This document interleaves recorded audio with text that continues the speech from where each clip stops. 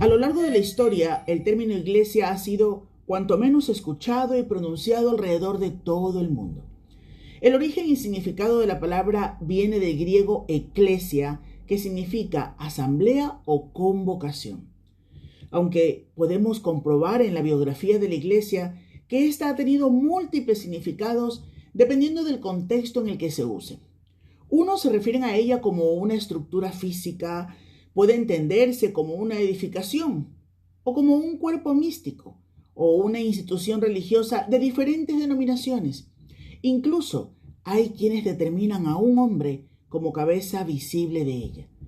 Pero, ¿qué significa realmente la iglesia? ¿Es correcta la noción general que se tiene de ella? Para tener el concepto correcto de iglesia es esencial que recurramos a las Sagradas Escrituras, donde encontramos su perfecta definición, el rudimento, los principios básicos de esta institución por la que dice Efesios 5, nuestro Señor Jesucristo dio su vida. Aprender sobre las bases fundamentales a las que una iglesia debe estar ligada, comprometida, examinar sus órganos internos, su función, su sistema interno y externo, nos ayudará a amarla tanto como el Señor la amó. Lamentablemente, a lo largo de los siglos, la iglesia ha sufrido una metamorfosis que no se ajusta a la guía, dirección y estatutos decretados en la Biblia. Actualmente, muchas parecen centros de entretenimiento para miembros infructíferos que solo acuden a ella con un propósito que ellos mismos desconocen. Otras son usadas como generadoras de nombramientos y títulos rimbombantes para alimentar el ego de hombres y mujeres que se han olvidado su verdadera vocación como siervos de Dios. Muy a menudo funcionan como un comercio y también como un concilio de modelo farisaico, donde se apunta con el dedo la cizaña, se la incinera y se la pone de ejemplo para que los demás eviten ese triste final que muchas veces fue injusto porque en realidad eran trigo. Pero también hay muchas que siguen el modelo bíblico de la iglesia primitiva, con miembros que viven dependiendo de la dirección del Espíritu Santo, que aman pertenecer a ella, que reconocen la dependencia de vital importancia que es permanecer disfrutando de toda la dinámica bíblica, gozando de todos los medios de gracia que el Señor distribuye en el seno de la iglesia, donde unidos formamos un solo cuerpo cuya cabeza es Cristo, pero cuyo cuerpo debe funcionar en un mismo orden, todos con el mismo propósito. En Juan 17, nuestro Señor Jesucristo oró al Padre diciendo: hazlos uno con nosotros. La comunión de vidas enlazadas entre aquellos que poseen en común la vida de Dios, concedida mediante la fe en Cristo, está disponible para todo aquel que crea en el Hijo de Dios. Hoy empezamos una nueva serie de estudios sobre la Iglesia del Señor, donde a través del desarrollo de un estudio cuidadoso de las Escrituras aprenderemos su ordenación, su gobierno teocrático, que nos llama a cumplir con unos propósitos divinamente ordenados.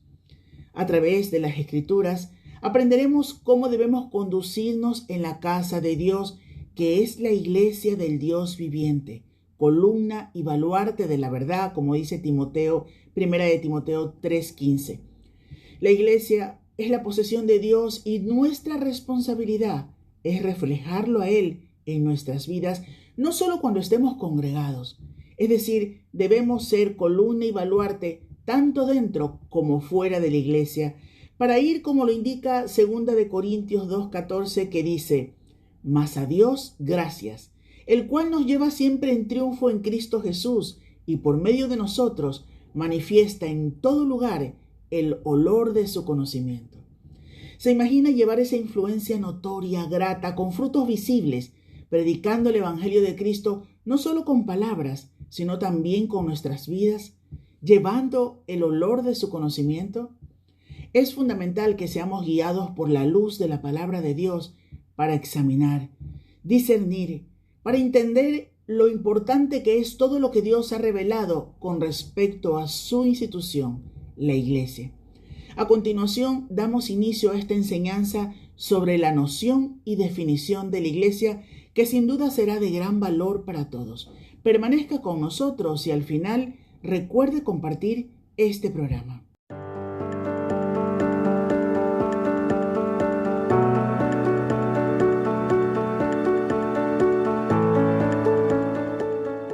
Uno de los grandes problemas que está afectando a la espiritualidad contemporánea radica en la pérdida de valor e influencia de la Iglesia visible. Defendiendo la idea de una salvación individual, se ha dejado de lado la participación comunitaria en un cuerpo. La idea bíblica de los unos a los otros va dejando lugar a la perspectiva egoísta e individualista de una fe a la carta, al servicio de las necesidades individuales y que provea de las bendiciones que anhelamos, muy lejos de los compromisos de servir y amar. Esto se ha ido acentuando en los últimos años con el desarrollo cada vez más vertiginoso de las comunidades virtuales, de los grupos en red. Es cierto, el modelo de iglesia está sufriendo una gran transformación, al igual que la sociedad en la que vivimos lo está haciendo. Y no todas estas transformaciones son ni buenas ni malas, pero necesitan que tengamos consideración y reflexionemos en ellas. Desde hace muchas décadas ya, el desarrollo de las iglesias al gusto de nuestras creencias, de nuestros ideales, etnias, afinidades, que con gran arrogancia atacan a quienes no piensan igual, descalificándoles, tildándoles de sectarios, paganos, etc., ha generado un conflicto serio de credibilidad a la Iglesia. Se genera un gran flujo de personas en busca de la Iglesia perfecta que satisfaga sus ideales y sobre todo en ambientes urbanos donde el trasiego de personas se multiplica en busca de este lugar que les dé la comodidad y responda a lo que cada uno busca, más que responder a lo que el Señor demanda de cada uno de nosotros. A veces pienso en esa imagen como si fuera un adolescente viviendo en un edificio y que enojado o disgustado con la alimentación, con la disciplina, con la tecnología o con las praxis de su familia, decide mudarse al piso de abajo. Pero después se muda al otro y va circulando por todas las viviendas. Esto genera un desfase real en esta vida. ¿Cuál es su familia? ¿Dónde está asumiendo sus responsabilidades? No existe hogar, no existe iglesia perfecta. Sin embargo, el Dios soberano nos ha colocado en una familia, en un lugar, para ser elemento de bendición. En muchos sentidos estamos perdiendo con este flujo el sentimiento de pertenencia, de compromiso, de responsabilidad para servir. Sin embargo, cuando nos acercamos a la palabra de Dios, topamos con una realidad estremecedora. El claro interés de Jesús por fundar su iglesia. Mateo 16, 18. El claro interés de Jesús por formar su iglesia que le lleva a amarla antes de ser una realidad y a entregarse por ella para que llegue a ser una realidad. Efesios capítulo 5, versículo 25. Me estremece pensar el precio que Jesús pagó para formar su iglesia. Y este precio debiera de darnos una idea del valor que la iglesia tiene para Dios y de lo grave que resulta dañar a la iglesia de Dios, el cuerpo que Él ha comprado al precio de su propia sangre. Dañarla con todo tipo de divisiones, dañarla con todo tipo de despreocupaciones, dañarla con todo tipo de abandono. Cristo murió con un propósito, el propósito de reunir a cada uno de los dispersados de Dios en un solo cuerpo, independientemente de las razas, independientemente de condición social, independientemente de identidades. Declaró Caifás, siendo sumo sacerdote en aquel tiempo, a modo de profecía que él no era consciente de lo que estaba declarando. Declaró allí en Juan 11, 51 y 52. Jesús había de morir por la nación. Y no solamente por la nación, sino también para congregar en uno a los hijos de Dios que estaban dispersos. Congregar en uno, iglesia. Este cuerpo formado por Cristo es llamado para ser columna y baluarte de la verdad, dice 1 Timoteo, capítulo 3, versículo 15. Y desde esa posición de columna y baluarte de la verdad, reflejar esta verdad al mundo que le rodea. Mateo 28, la gran comisión. Se ha dicho en muchas ocasiones que el ser humano no es una isla social, sino que es parte de un continente de relaciones de lo más diversas. Y lo mismo podríamos afirmar de un cristiano. Un cristiano no puede declararse como cristiano solitario. Esa es una contradicción de términos. Esa actitud de pretender creer en Dios y rechazar su cuerpo visible es absurda. El propio apóstol Juan escribe una frase lapidaria, allí en 1 Juan 4:20, cuando afirma: si alguno dice, yo amo a Dios, y aborrece a su hermano, es mentiroso. Cristiano y solitario es una contradicción de términos en sí mismo. El Nuevo Testamento desconoce algo así como la figura de un cristiano individualista. Yo creo en Dios, pero nada más. Estar en Cristo nos lleva irremisiblemente a estar en la Iglesia. Estar en Cristo es formar parte del cuerpo de Cristo, que es la Iglesia. Estar en Cristo forma parte de ser, obliga a ser parte del templo de Cristo, que es su Iglesia, del edificio de Cristo, del labradío de Cristo, de la comunidad. Porque ser miembros de Cristo comporta inevitablemente ser comiembro con los demás miembros del cuerpo de Cristo, que es la Iglesia. ¿Cuál es la etimología entonces de esta palabra, Iglesia?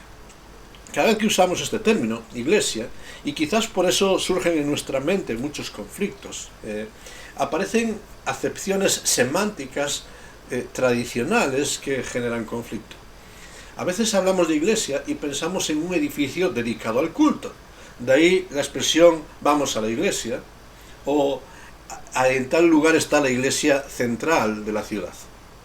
Otro concepto que surge y se enciende, ilumina en nuestras mentes cuando hablamos de iglesia es el tema de jerarquía, un organigrama, una curia, una serie de personas que con diferentes títulos van dominando al ser humano. Un tercer concepto es la de una comunidad confesional, la Iglesia católica, evangélica, luterana, anglicana, metodista, etcétera, etcétera. Un grupo unido por unas creencias, liturgias o confesiones. Sin embargo, en el sentido bíblico, Iglesia es una comunidad de creyentes en Cristo, mucho más allá de lugares, jerarquías, denominaciones u opiniones. La Iglesia no es un local, no es un edificio. Eso es un lugar de reuniones, un culto, un local de culto, ponle el nombre que quieras, pero no iglesia. Iglesia es comunidad de personas. Es la comunidad de aquellos que comparten un mismo sentir en Cristo, reconociéndole como su Señor y Salvador. Después de este sentir se encuentran multitud de diversidades, pero la Iglesia en un sentido bíblico no es una comunidad uniforme, sino unánime, de un mismo sentido. Etimológicamente este término iglesia deriva del término griego eklesia, en los tiempos del Nuevo Testamento era un término común para definir una asamblea convocada de forma democrática. En un sentido podríamos decir que una junta de comunidad de propietarios de un edificio que se reúne para solucionar los conflictos de esta comunidad es iglesia. En este sentido etimológico es una iglesia, una asamblea convocada democráticamente según las normas para la resolución de ciertos conflictos. Algo de esto es lo que estaba sucediendo en lo que conocemos como el Concilio de Jerusalén, el primer gran concilio de la Iglesia en Hechos 15. Allí nos vamos a encontrar el término iglesia, eclesia, vamos a encontrarnos el término griego boule, que habla más bien de un organigrama de personas dirigentes que tienen esta responsabilidad, que sería más paralelo con el término griego sinagoge, de juntarse, que encontramos en Hechos 15, versículo 6, pero también vamos a encontrar la presencia del pletos. Pletos es la multitud de personas interesadas en este término, Hechos 15, versículo 12, interesados en la resolución de un conflicto y que participan de esta asamblea.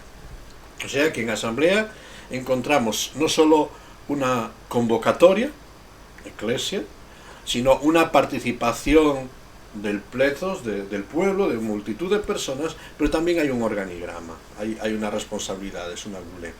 El término eclesia se divide de dos términos griegos, ek, que significa fuera de, y klesia, derivado de klesis, un llamamiento. Es decir, es la convocación, la convocatoria de aquellos que son llamados aparte de lo común para asumir responsabilidades de la asamblea.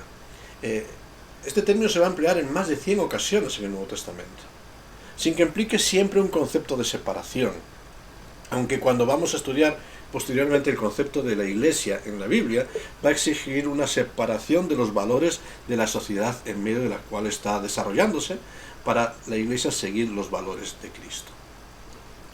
Ahora, este concepto de congregación, de asamblea, no es nuevo para el Nuevo Testamento, sino que el Nuevo Testamento está recogiendo el concepto de la asamblea o congregación de Israel que ya encontramos en el Antiguo Testamento. Por ejemplo, podemos leerlo en Primero de Reyes, capítulo 12, versículo 3. Este concepto hebreo se definía con una palabra que era kahal. Kahal era la congregación del pueblo de Israel, ya sea como nación, como ejército o como jueces, según el menester que tuviese la asamblea convocada. Podía ser una convocatoria para escuchar o debatir temas sociales, podía ser convocatoria como ejército para combatir a los enemigos, podía ser como jueces para dictaminar sentencia en alguna cuestión. Cuando se traduce por primera vez el Antiguo Testamento al griego, lo que conocemos como la versión de la Septuaginta, este término hebreo kahal se traduce directamente al griego por eclesia, para definir la congregación de Israel. Ahora, sin embargo, en el pensamiento judío tenemos que tener cuidado porque este kahal ha ido cambiando. Ya con los cautiverios, el cautiverio babilónico, se va a desarrollar un nuevo concepto en medio del pueblo disperso, que es el concepto de edad. El edad del pueblo dispersos va a recibir la traducción griega de sinagoga, que se refiere a un punto de encuentro general del pueblo, de aquellos que tenían una identidad pero no tenían una pertenencia. Y ahí hay un cambio sustancial. Y hay un cambio sustancial entre la simbología del kahal y el edad. El kahal judío, hebreo, estaba muy vinculado a la pertenencia a la tierra. El pueblo era congregado porque eran los que habían recibido la tierra en propiedad. Sin embargo, el edad, que se va desarrollando posteriormente tras el cautiverio, ya un pueblo disperso ya no está tan unido a la tierra, pero sí está unido a la Torá, a la ley. El desarrollo, lo que unía al pueblo va cambiando. Ya no es una propiedad territorial, sino es una propiedad espiritual, una propiedad moral y legal que era la Torá. De tal modo que el kahal Yahvé, esta definición del pueblo escogido de Dios, en el cual había depositado la herencia, ahora también es esencialmente el pueblo en el cual Dios ha depositado su ley. Por eso lo que vamos a encontrar en los judíos del Nuevo Testamento, en tiempos de Jesús, era un pueblo muy arraigado y muy comprometido más con la ley que con la tierra. Esto es importante. Es importante porque en el desarrollo del Nuevo Testamento, el texto que tenemos como referencia para hoy, 1 de Pedro, capítulo 2, versículos 9 y 10, va a coger mucha de esta semántica del Antiguo Testamento para aplicarla. Somos linaje escogido, pueblo adquirido por Dios, nación santa, real sacerdocio, terminología del Antiguo Testamento. Pero hay un matiz que se añade en Pedro. Ya no es solo pueblo escogido como el kahal Yahvé del Antiguo Testamento, sino que es un pueblo adquirido, comprado por precio, comprado por Cristo. Y aquel que lo compra es el dueño. Cristo es el dueño, el soberano, pero al mismo tiempo también es el verbo. De tal forma que este linaje de la edad, la sinagoga, en torno a la ley también está en la iglesia. Cristo es la revelación completa de Dios y por tanto la iglesia va a ser el asiento de la perfecta revelación de Dios en Cristo. Por eso no es de extrañar que las promesas mesiánicas hechas a Israel se hagan extensivas a la iglesia. Pablo habla de la iglesia en Gálatas 6:16 como el nuevo Israel de Dios, que llega a ser linaje escogido, real sacerdocio, nación santa, pueblo adquirido. Sin embargo, Aun existiendo cierta continuidad, hay una gran diferencia entre lo que era el Kahal Yahvé del Antiguo Testamento y lo que es la Iglesia, la congregación de Dios en el Nuevo Testamento. Sobre todo destacamos 3 ideas de diferencia. La primera es que Israel estaba delimitado por fronteras nacionales, religiosas, étnicas. La Iglesia no conoce de fronteras ni de razas, ni de liturgias tampoco. Es muy interesante notar esto a través de un cambio de simbología que se aparece en el relato bíblico. Israel, en el tiempo bíblico y en la actualidad también, se representa muchas veces con una figura que nos sonará a todos, que es el candelabro de 7 brazos. Ese candelabro que tiene un vástago central y 3 brazos laterales a cada lateral. 7 brazos, 7 luminarias. Éxodo 25, 31 a 38 nos da una descripción de este candelabro. Este candelabro, que estaba en la presencia de Dios, era el símbolo de un pueblo sobre el cual reposaba la promesa mesiánica y donde el Espíritu de Jehová reposaba para guiarles. Isaías, capítulo 11, versículos 2 y 3.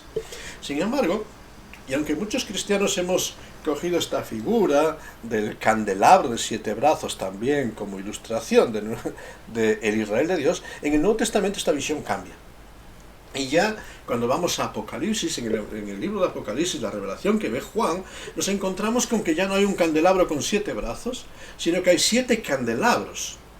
7 candelabros, 7 vástagos centrales que reflejan la luz, en medio de los cuales está Cristo, que es el que unifica al pueblo. Apocalipsis capítulo 1, versículos 12 hasta el final del capítulo.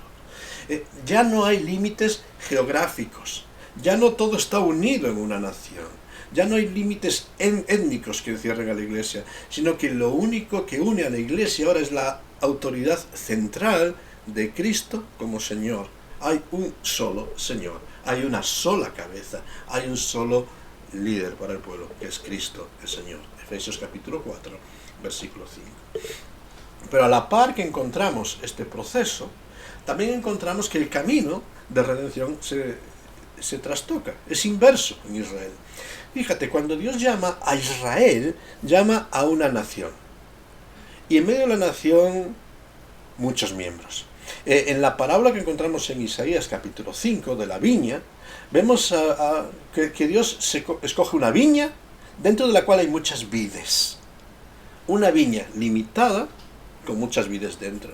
Dios escoge una nación, la cuida, le provee todo lo que necesita para que cada vid pueda llevar buen fruto. La labra, les da una tierra, les protege de sus enemigos con gran vallado, les da el alimento de la ley, los profetas, todo tipo de enseñanzas. Sin embargo, el fruto que recoge de estas vides individuales es un fruto amargo. Y la ley no sirvió para que el pueblo diese buen fruto. Cuando llegamos a este proceso de, un poquito podríamos decir, segregación, desde la identidad nacional a la personal, encontramos que en el Nuevo Testamento la Iglesia tiene un proceso contrario. Hay un proceso de concentración. Ahora en el Nuevo Testamento, Juan 15, por ejemplo, nos va a ilustrar que ya no hay una viña con vides, sino que hay una sola vid. Una sola cepa central, donde cada pámpano, que sí es la multitud, tiene que estar arraigado. Y es arraigado en la vid donde podemos frutos. Ya no hay separación, sino hay unión. Unión en Cristo. Y el Señor Jesucristo va a decir, separados de mí, nada podéis hacer. No importa dónde te congregues, no importa dónde te unas. La Iglesia es la congregación de aquellos pámpanos que están arraigados en Cristo para recibir de su alimento. Por eso afirmamos que ser cristiano no es un asunto de religión, sino de relación. El pueblo judío estaba muy concentrado en una forma religiosa de hacer las cosas. La Iglesia tiene que estar concentrada en buscar de Cristo y reconocerle como su Señor en todo y sobre todo arraigarse en Él. Los escogidos no lo son en una identidad nacional o en méritos externos, sino en nuestra identidad radica en estar en una relación personal con Cristo. Fíjate cómo ha cambiado de segregación a concentración, de cada uno llevar su camino a tener un único camino en Cristo. Pero al mismo tiempo, la forma de relacionarse y de hablar de Dios es distinta. El llamado a Israel como nación siempre lo encontramos en una forma plural. Sin embargo, en el Nuevo Testamento encontramos un llamado individual, singular. Son constantes las advertencias que encontramos en el Antiguo Testamento corporativas. Buscadme y viviréis, me invocaréis, observaréis. Y constantemente este llamado al pueblo a escoger, pero escoger como comunidad. Y si mi pueblo, dice este texto del rey David, si mi pueblo me buscase y orase, mi pueblo, lo plural. En el Nuevo Testamento contiene alrededor de 700 expresiones con un carácter de llamado individual. Cualquiera que, todo aquel que, si alguno viene, y constantemente habla de la responsabilidad de responder personal. Israel es la congregación de personas que nacieron bajo la ley de Dios y están obligados a observar estas demandas, mientras que la iglesia es el conjunto de personas que responden al llamado de Cristo y aceptan sujetarse voluntariamente a este caminar. A la luz de todo esto, podemos concluir con unas ideas sencillas de este concepto y noción de iglesia. Iremos desarrollándolo en siguientes programas, pero nociones sencillas. En primer lugar, iglesia es una asamblea, una concurrencia legítimamente convocada. Pero esta asamblea en Cristo, que es lo que diferencia a la iglesia en el día de hoy, es el conjunto de redimidos por Cristo. Efesios capítulo 5, versículos 25 al 27. El conjunto de los amados por Cristo en cualquier lugar, en cualquier tiempo, todos aquellos reconciliados por Cristo, forman la iglesia. Y esto es lo que podemos denominar iglesia universal. Pero también, y en más de 90 de las 100 ocasiones que se usa el término iglesia en el Nuevo Testamento, más de 90 tienen el sentido de una comunidad local o congregación en un determinado lugar. Este es el sentido más usado en el Nuevo Testamento, una comunidad concreta y visible de la iglesia, de tal forma que el cuerpo de Cristo queda reflejado en el tiempo y el espacio. En este sentido, hay una diferencia. La iglesia universal existe hasta la venida de Cristo y será presentada delante de Cristo como una esposa sin arruga, sin mancha. Hablaremos en un momento de esto. Pero la iglesia local es una iglesia que está sujeta a los procesos sociales y humanos. Tiene un inicio, un desarrollo, conflictos e incluso su decadencia y su desaparición. Pues el candelero puede ser quitado de cualquier lugar también si esta iglesia no está asentada en Cristo y si no está en el plan de Cristo. La iglesia universal dura, la iglesia local es visible pero transitoria. Realmente este es el concepto de iglesia en el Nuevo Testamento. La iglesia universal y la iglesia local están unidas en el sentido de que están unidas en Cristo.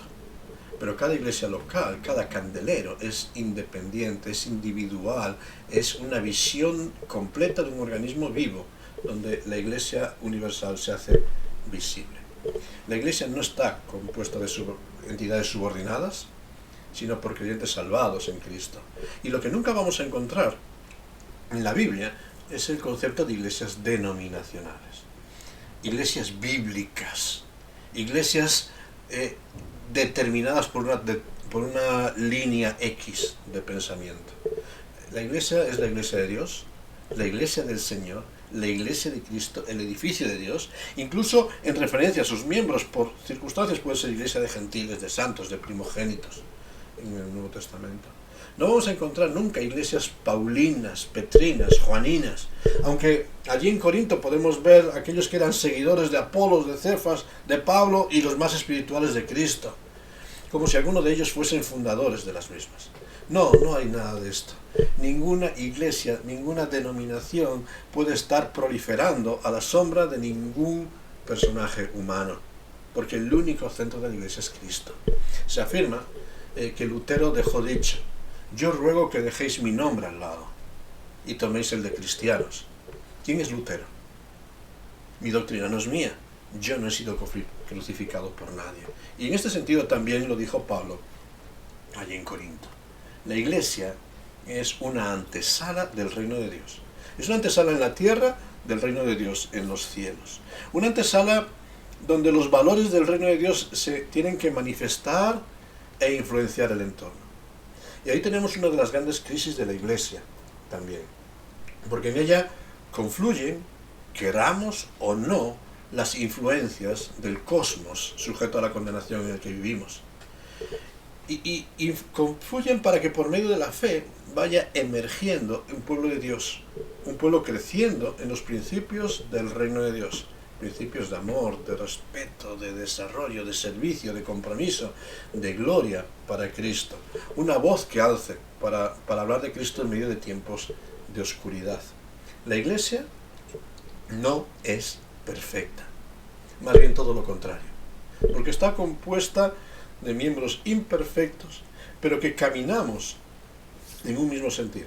La Iglesia no es perfecta, pero camina hacia ser presentada delante de Cristo como una esposa sin mancha ni arruga, no sobre la base de los méritos de los creyentes, no sobre la base de las liturgias, no sobre la margen de los formalismos, sino sobre los méritos de Cristo, que purificó a su Iglesia, y la purificó a fin de presentársela a sí mismo, una Iglesia gloriosa, que no tiene mancha, ni arruga, ni cosa semejante, sino que fuese santa y sin mancha. Efesios capítulo 5, versículo 27. A militar en este cuerpo unánime, es que somos llamados. A servir y glorificar a Dios en esta comunidad de redimidos, es que somos llamados. Haciendo que este mundo, que esta sociedad, que este tiempo pueda ver a Cristo en medio de su pueblo. No ver nuestros egos, no ver nuestras diferencias, sino ver a Cristo. Y verle a Cristo por medio de una conducta que le glorifique, con una conducta de amor. Y tal como hemos sido amados por Él, amándonos y amando a los que nos rodean. Y este es el llamado de Dios. Y en esto conocerán todos que sois mis discípulos. En esto conocerán todos el poder del amor de Dios.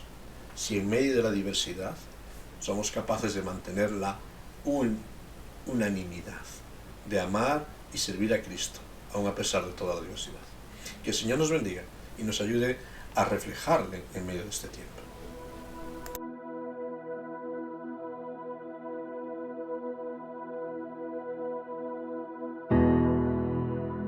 Que tiene tu espíritu, que cuando me tocas me haces temblar,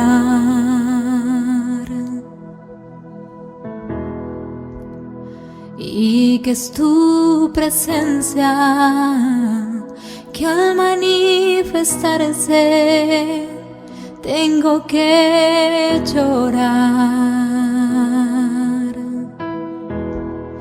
Y es que soy tan pequeño que al tu tocarme siento que voy a desmayar.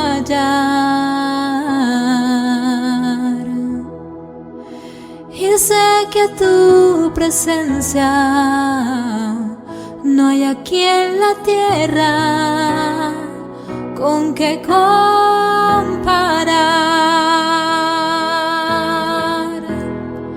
No te puedo mirar, ni te puedo tocar, no ha llegado el momento.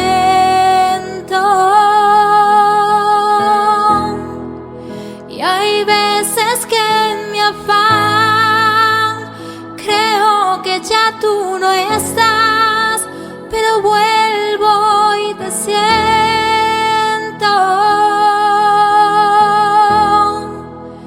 Y cuando me tocas con tu Santo Espíritu, lloro, canto y tiemblo. Y cuando me tocas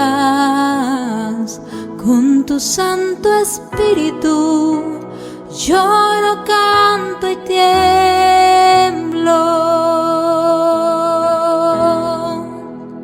¿Qué hay en tu interior?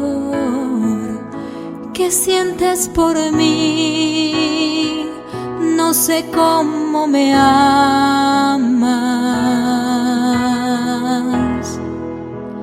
¿Qué misterio existe que a mi dura prueba conviertes en calma. Yo sé que a tu presencia toda la tierra tiembla y también tiembla mi alma. Y cuando me tocas con tu Santo Espíritu, me das la bonanza.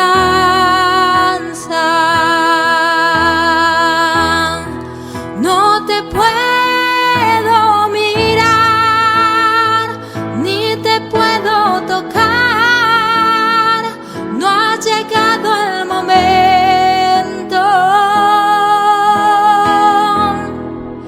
Y hay veces que en mi afán creo que ya tú no estás, pero vuelvo y te siento.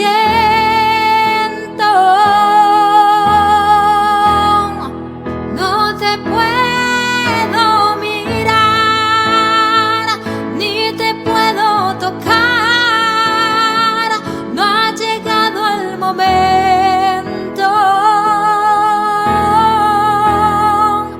Y hay veces que en mi afán creo que ya tú no estás, pero vuelvo y te siento.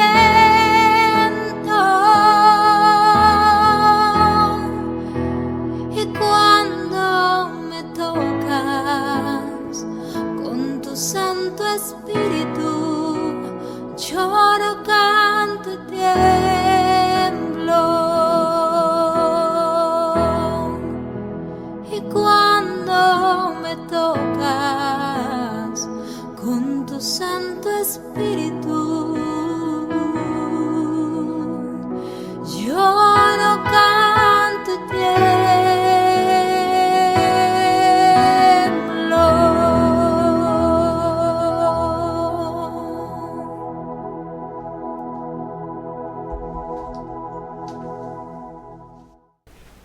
Vamos a concluir este tiempo pidiéndole a Dios y dándole gracias. Dándole gracias en primer lugar de que nos haya amado tanto, de no dejarnos huérfanos, ni solos, ni aislados en este mundo. Ha provisto de su Espíritu, pero también ha provisto de una comunidad de fe. Una comunidad para arroparnos, para cuidarnos, para exhortarnos, para estimularnos, también para reprendernos en muchos momentos, para que podamos acompañarnos en este camino los unos a los otros. No estamos solos en esta lucha. Y qué triste cuando no valoramos. Necesitamos aprender a ver lo bueno en las personas que están a nuestro alrededor, lo que están aportando para que podamos avanzar en nuestro caminar. Claro que hay imperfecciones, claro que hay un montón de quejas, pero esos todos aportamos de nuestro lado negativo. Sino solamente cuando nos apoyamos unos a los otros, esta comunidad de fe que es la iglesia que el Señor dejó, puede avanzar para ser testimonio en este mundo, pero también para bendecirnos a cada uno de nosotros. Vamos a dar gracias a Dios por todo lo que nos ha provisto y a pedirle que nos ayude a ser miembros que colaboremos en edificar el cuerpo de Cristo y hacerlo visible en medio de este tiempo. Gracias, Padre, por toda tu provisión.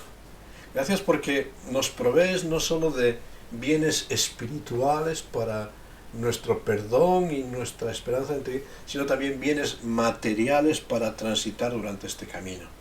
Y dentro de esos bienes, qué bueno es poder tener hermanos, personas que nos acompañan, que nos confrontan, que nos estimulan, que nos retan en diferentes momentos. Hermanos y hermanas que hacen que surjan de nosotros la transformación que tú quieres. Por eso, Padre Celestial, gracias por todo ese pueblo tuyo que es la Iglesia. Ese conjunto de redimidos, diferentes, diversos, pero que nos une un mismo sentir. Te amamos a ti. Hemos sido rescatados por ti. Queremos glorificarte a ti. Por eso, Señor, ayúdanos a magnificar y a vivir como siervos tuyos en medio de este tiempo. A vivir en esa comunidad que tú has creado y a ser instrumentos de bendición para otros que nos rodean. Señor, perdónanos tantos momentos en que aportamos más de nuestro lado humano. Y Señor, enséñanos a aprender, a crecer y a convivir, para que en verdad tu iglesia, esa iglesia que tú has formado, que has amado y que has adquirido a un gran precio, pueda ser un instrumento de bendición en medio de la tierra en donde tú la has dejado. Por eso, Padre Celestial, enséñanos a usar ese candelero para que sea de luz ahí donde nos tienes. Pedimos tu ayuda y te damos gracias por tu provisión. Y lo hacemos en el nombre de tu Hijo, nuestro Señor Jesucristo. Amén. Que Dios te bendiga en todo este tiempo.